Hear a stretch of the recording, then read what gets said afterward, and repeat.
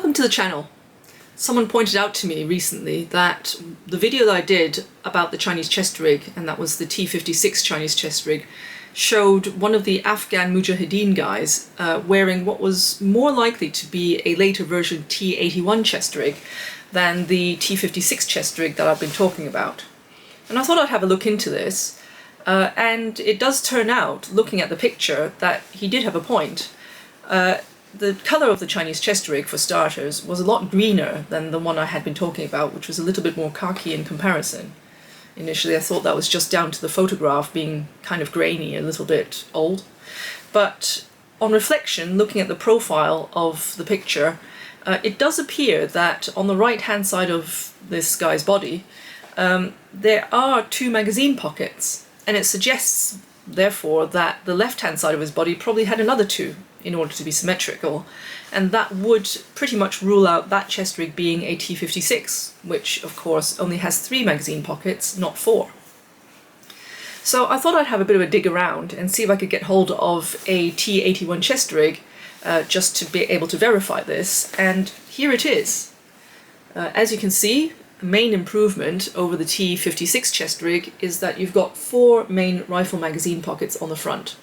All still within easy reach, really accessible, easy to wear. So given that there's very little change in terms of the actual plan of the chest rig, I would say being able to carry an extra magazine is a huge improvement. These chest rigs, of course, as the name implies, came out largely in 1981, together with improvements to the Chinese rifle. I can only speculate as to why they decided they didn't need to have an oil bottle and various other bits and pieces as part of the basic soldier's main kit that needed to be worn on the body all the time. Perhaps the rifle had been improved to the stage where it wasn't necessary to have quite so many bits of equipment for somebody to be able to maintain their rifle, or perhaps they decided that actually these things were better carried somewhere else, and really a chest rig was best employed holding ammunition required, so the space was better used just having an extra magazine. Naturally, chest rigs got sent out all over the world.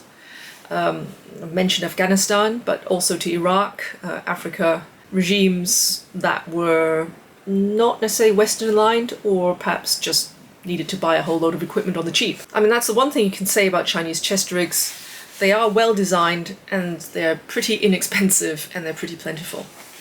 So I thought I'd just have a quick rundown of some of the basic functions and features of the Chinese chest rig, the T-81 version that I have here.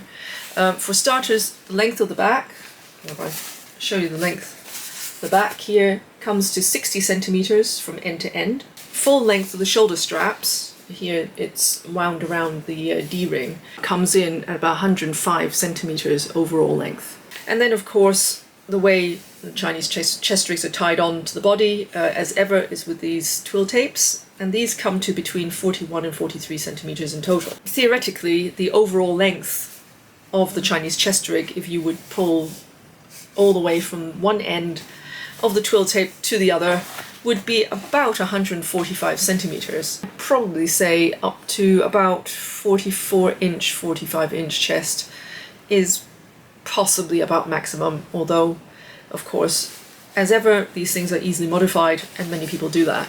Each of the magazine pockets measures about 20 centimeters long from the top of the body to the bottom, about 9 centimeters wide, and about 3 centimeters deep. And each grenade pocket is about 7 centimeters wide, 8 centimeters tall, and 4 centimeters and 4.5 centimeters deep. And of course there are 2 of them, one on either side. As ever, the magazine pockets are double stitched onto the chest rig, as are the grenade pockets, and all shoulder straps and tie points, stress points, are reinforced with this triangle sort of stitched in place, and that does help to keep it reasonably secure. Apart from the addition of an extra magazine pocket, I would say one of the main things that has changed on the chest rig is that they have actually faced the back with nylon rather than cotton canvas. This makes the chest rig a lot lighter. It probably also means that this side, which is close to the body, is quicker drying. So in terms of weight, for example, the older chest rig, the T56, came in at around about 450 grams, perhaps a little bit less. This one comes in at 341 grams, so quite a significant difference. It is also less bulky. The cotton canvas used in the manufacture is generally of a slightly finer grade or finer weave than the T56, although that is variable depending on which fabric lot you get. But definitely the changeover from canvas to nylon on the back does reduce the weight significantly. Like with the old T56 chest rig, the magazine pocket lids are quadruple stitched down the front to prevent detaching and to keep the shape of the lid flat, of course, and protecting the magazine.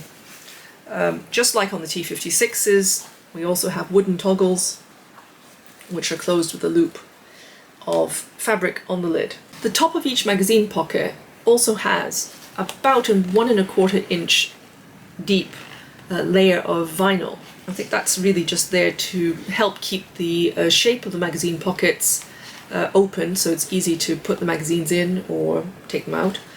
It probably helps also as a bit of an anti-snag feature and also an anti-rattle feature. But it's actually quite nice to have in there. It just gives you a bit of a nice positive feel that you're at the top of the magazine pocket, and that's actually helping to hold the magazine quite securely as well. This design was extremely popular throughout the 1980s. The Iraqis actually put out their own version of this for issue to troops in about the 1980s, 1990s. The Iraqi version, depending on who you listen to, was about as sturdy or perhaps a little bit less sturdy as the Chinese version, something to do with the quality of the canvas used. And the main difference with the Iraqi version, apart from the colour being a little bit sandier than this bright green, was that they used press buttons to close the pockets instead of toggles.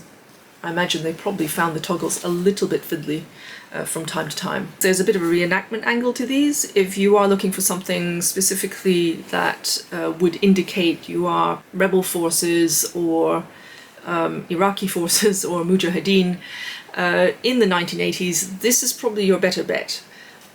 It's not to say that the 3-pocket T56s were not being used. Of course they were, and they were out and about everywhere.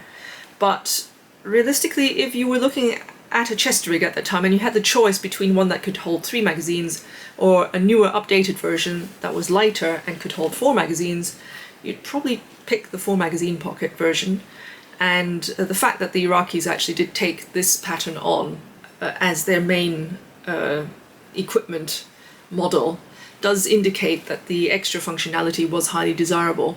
Overall, I'd say if you were picking a chest rig to modify or work on or customize, I'd probably go for the T81 chest rig. I think just the fact you have the extra magazine pocket and a little bit less fussiness with the side pockets, which I would guess are less likely to be used anyway, means that this one does offer a lot more functionality. They're not really more expensive than the older version T56s now, since all militaries have pretty much moved away from this sort of chest rig into much more of a molly-based system. In terms of being a very basic chest rig that fits close around the body, doesn't add enormous amounts of bulk, it can either be worn as a chest rig or practically used as a bandolier or a grab bag. You can't really beat a Chinese chest rig. I hope you enjoyed this video, and see you next time. Bye bye!